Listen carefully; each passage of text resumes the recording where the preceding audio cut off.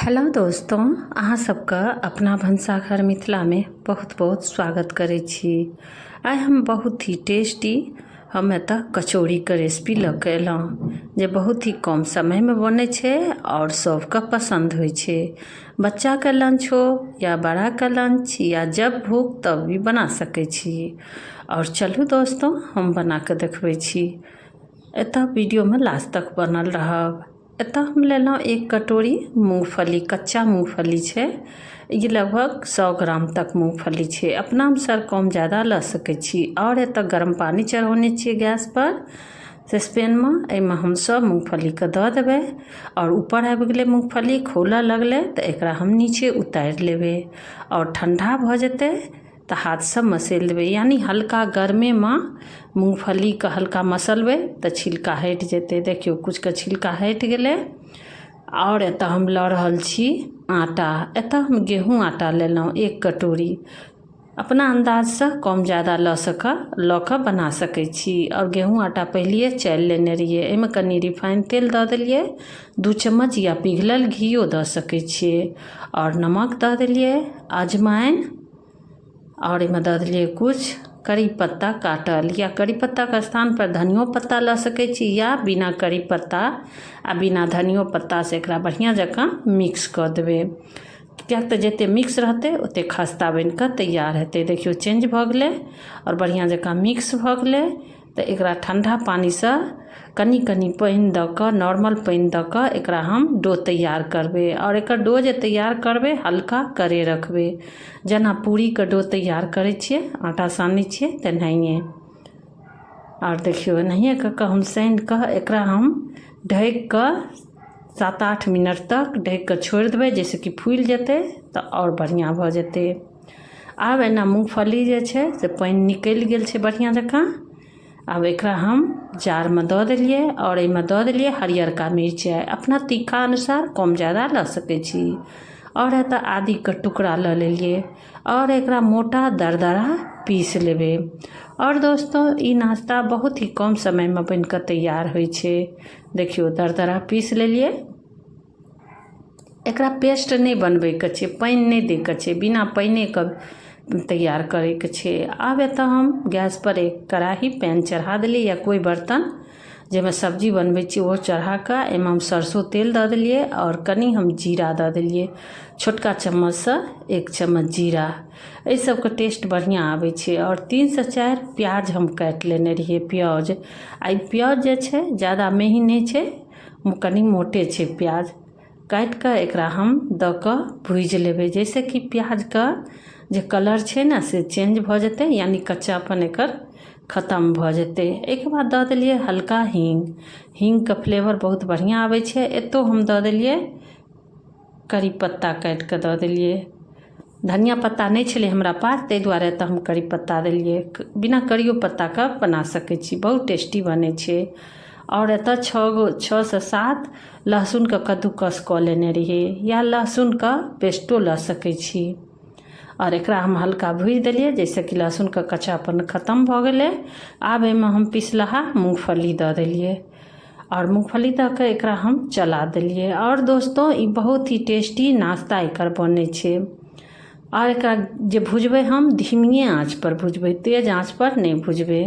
एहिके बाद कनि हम हल्दी पाउडर दऽ देलियै और एतऽ हम सांभर मसालाके यूज केलियै और नमक दऽ देलियै। और नमक हम वही अनुसार देलियै जैसे कि आटोमे नमक पड़ल छै, वही अनुसार एहिमे नमक दऽ देलियै। दऽ कऽ एकरा बढ़िआँ जकाँ मिक्स करबै। और हल्दी पाउडर देलासँ और सांभर मसाला देलासँ देखियौ रङ्ग एकदम चेंज भऽ गेलै। आब एहिमे दऽ देलियै कनि हम गरम मसाला, जैसे कि टेस्ट एकर बढ़िआँ होतै। ओहिके बाद 1 चम्मच हम दऽ देलियै खटाइके लिए नींबूके रस। नींबूके रसके स्थान पर अमचूरो पाउडर लऽ सकै छी, या बिना खटाइयोके बहुत ही बढ़िआँ बनि कऽ तैयार होइ छै। आ देखियौ बढ़िआँ जकाँ भूजि लेलियै हम। आ देखियौ पेंदीसँ एकदम आब छूटि गेलै। और ई जे छै ने बहुत ही टेस्टी बनि कऽ तैयार होइ छै एकर रेसिपी। आब हम एना आटा जे छै से लगभग 8-9 मिनट लगभग भऽ गेलै। फेरो हाथसँ बढ़िआँ जकाँ मसेल लेलिए डोका और लोई काटि लेबै अपना अनुसार। लोई जेहन बनबैके यऽ कचौड़ी ओहि अनुसार लोई, मीडियम साइज या छोट जे मिनी कचौड़ी होइ छै ओहो अनुसार लोई लऽ सकै छी, या नमहरो सब तरहके बनै छै। नमहर बनै छै तऽ ओ पूरी भऽ जाइ छै, और एतऽ मीडियमे साइजसँ, मीडियमोसँ हल्का हम छोटे लेलिए लोई, और एहिमे भरि देलिए मूँगफली जे भुजने रहिए आ भरिके एतऽ छोट छोट हम लोई बना लेलिए। और दोस्तों ई जे छै ने से बहुत ही टेस्टी बनै छै, और ई जे यऽ बच्चाके लंचोमे दऽ सकै छियै, नाश्तामे, लंच बॉक्समे, या बड़ोके लंच बॉक्समे, ऑफिसमे या सफ़रमे जा रहल छी तबो लऽ जा सकै छी। बहुत ही टेस्टी बनै छै। सत्तूके तऽ बनबे करै छै, और एतऽ मूँगफलीके जे छै सेहो बनै छै, ताहि दुआरे एतऽ हम मूँगफलीके रेसिपी लऽ कऽ एलिए कचौड़ी, जे सत्तूके तऽ अधिकतर बनबे करै छै आ बहुत ही टेस्टी बनिकऽ तैयार होइ छै आ बहुत ही कम समयमे बनै छै, और बच्चा लोगके बहुत ही पसंद अबै छै या बड़कोके। जब मन तब बनाकऽ अगर घरमे मूँगफली यऽ तऽ लऽ सकै छी। और आटा जे देलिए गेहूँ आटाके स्थानपर मैदोके यूज कऽ सकै छी, या मिक्सो कऽ कऽ बना सकै छी। देखियौ एतऽ हम लोई बनाकऽ तैयार कऽ लेलिए, और एकरा हम बेलबै नहि, बिना बेलले हम एकरा छानबै और ढकि देलिए जाहिसँ कि सूखै नहि। आब एतऽ हम लोहियामे दऽ देलिए, आ गैसके जे तव छै से कनि मीडियम रखने छियै। और एकरा ना ये कचौड़ी जे बनेलिए, कचौड़ीके एक बाद एकर परोठो बना सकै छी, नमहर नमहर बेलके, जेना आलू पराठा बनै छै ने तेनाहिए एकर परोठो बनै छै। बहुत ही टेस्टी होइ छै। ओकरा तावामे सेक लेबै, मतलब कमो तेलमे एकरा सेक कऽ पराठा बना सकै छी। बहुत ही टेस्टी बनै छै, और सबके बहुत ही पसंद अबै छै।